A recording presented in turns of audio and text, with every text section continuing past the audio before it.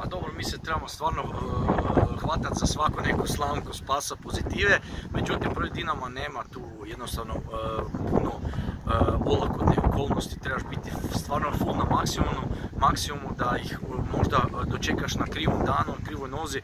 Meni Dinamo fantastično izgleda, znači jučer oni su dokazali da mogu ravnopravno sa top momčadima igrati, gdje su me prvo jako ugodno iznenadili i ne zamaram se uopće s time ko će igrati jer to ja ne znam, to samo zna Krki koji će u nedjelju sastaviti, tako da bitno mi je da kod nas postoji ideja igre kako ćemo se braniti, kako ćemo napadati i na tome ćemo sad ova 2 dana intenzivno poraditi.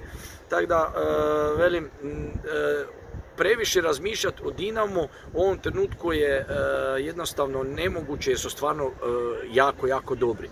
Moram raditi na tome da se moja ekipa što više digne i onda ćemo imati veće šanse. Moram priznati se svakodnevno susrećem s nekim novim problemčićem kojega otkrijem u toku treninga i jednostavno pokušavam to odmah rješavati i odmah anulirati, tako da dosta tu ima problema. Moramo utjecati na psihu tih igrača, ali jednostavno i oni moraju osobno shvatiti da trebaju takve stvari brzo primati i reagirati da budemo bolji.